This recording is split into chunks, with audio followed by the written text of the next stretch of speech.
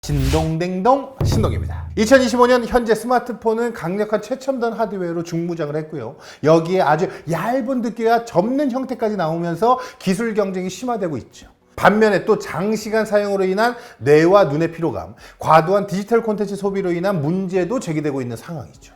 이렇다 보니까요, 틈새 시장을 공략하기 위한 다양한 아이디어 제품들이 나오고 있더라고요. 그 중에 하나가 오늘 소개할 이겁니다. 빠밤! 흑백 스마트폰. 더 정확하게는요, 이잉크 디스플레이를 사용한 안드로이드 스마트폰이라고 할 수 있습니다.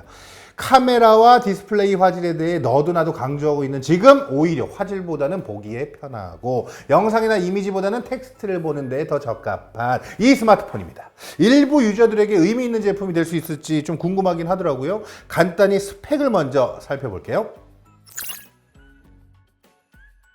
자, 디스플레이는요, 넓어, 생각보다. 6.13인치입니다. 300ppi를 갖고 있는 흑백 전자잉크 방식으로 되어 있습니다. 프로세서는요, 미디어텍 디멘시티 1080 옥타코어, 거기다가 8기가 램에다가 256 저장 공간을 가지고 있습니다.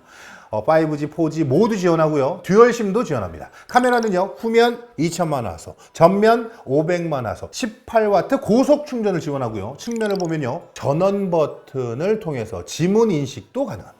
즉, 이 제품의 하드웨어를 가장 쉽게 이해하려면요, 현재 한 40~50만 원대 가격을 형성하고 있는 중급기 스마트폰의 성능을 갖고 있는 안드로이드 폰이라고 생각하면 됩니다. 근데 딱 하나, 뭐냐?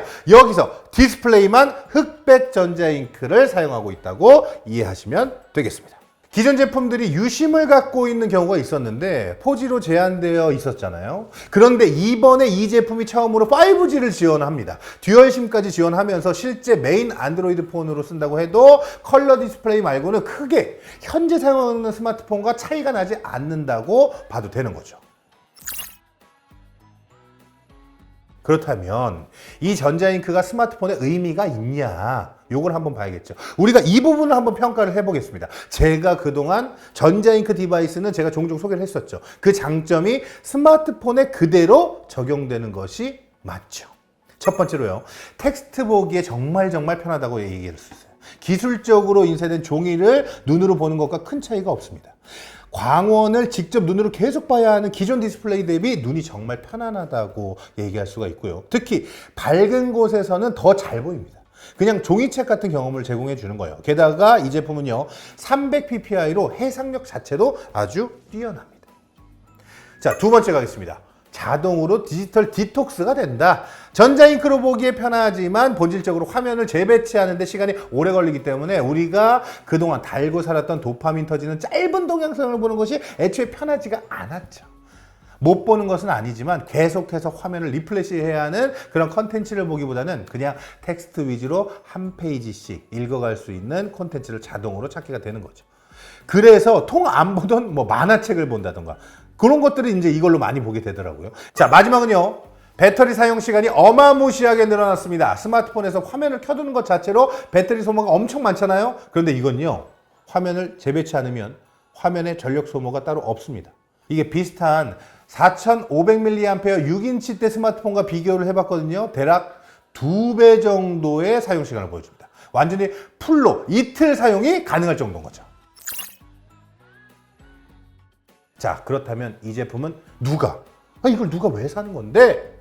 그냥 제품의 가장 큰 특징인 전자잉크에 집중을 하면 됩니다. 첫 번째, 바로 독서를 좋아하는 모든 사람 나와라. 실제로 책을 엄청 많이 읽는 사람일 수도 있고 또 저처럼 책을 읽어야 되는데 생각만 하고 막상 스마트폰으로 영상만 보는 사람들이 이 제품을 통해서 책을 한 권이라도 더 읽는 계기를 만들어 볼 수 있지 않을까. 자, 그리고 또 다른 유저는요, 디지털 미니멀리즘에 대한 동경이 있는 사람? 그러니까 남들이랑 똑같은 스마트폰으로 똑같은 걸 하기 싫어해, 일단. 또 시간을 스마트폰에 너무 많이 뺏기고 있는 것이 싫어서 의도적으로 폰 사용 시간을 줄이고 반드시 필요한 것만 해야겠다. 그런 마음을 먹은 사람이 사용할 수도 있죠. 여기 하나 더 추가를 한번 해볼게요. 자녀를 위한 폰으로도 좋지 않을까라는 생각인데, 자, 자녀들은 잠깐 꺼요. 미안해. 부모님들은 아마 공감할 거야. 이게 성능은 그냥 안드로이드 중급기랑 똑같아. 이걸로 게임하고 영상 보고, 근데 그게 쉽지가 않아. 되긴 되는데 이럴 거만 안 할래 라는 생각을 가질 수 있는 그런 폰이. 그래서 안드로이드의 빠릿빠릿한 사용감은 그대로 갖고 있으면서 스마트폰으로 보는 콘텐츠를 텍스트 위주로 자연스럽게 재현하는 효과가 있다. 미안해. 너희들한테 미안해.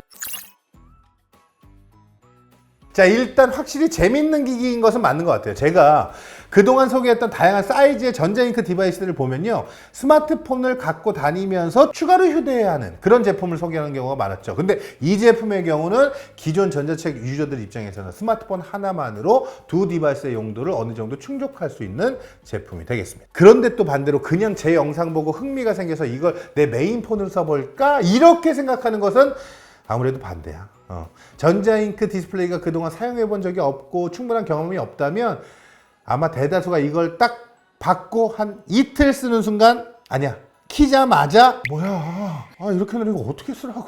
그래서 기존에 충분히 전자책 경험이 있고 평소에 꼭 하나 챙겨 갖고 다니는 분들이 내 시간을 유튜브나 인스타그램에 쏟기보다는 더 많은 책을 읽는 데 쓰고 싶다, 이런 마음을 먹고 구입하기에 좋지 않나 싶습니다. 여러분, 궁금한 점 남겨주시고요. 저는 또 재밌는 제품 가지고 돌아오겠습니다. 지금까지 신동댕동 신동이었습니다. 안녕. 사진 한번 찍어볼까? 생각보다 너무 부드러운데? 그러면 사진을 얘로 찍었잖아. 그럼 여기는 이렇게 나와. 그럼 얘 뽑으면 칼라로 나오나? 그렇지, 디스플레이가 그냥 그런 거잖아. 오케이, 셀카 찍어서 자 한번 올려볼게요. 잠깐만 기다려봐.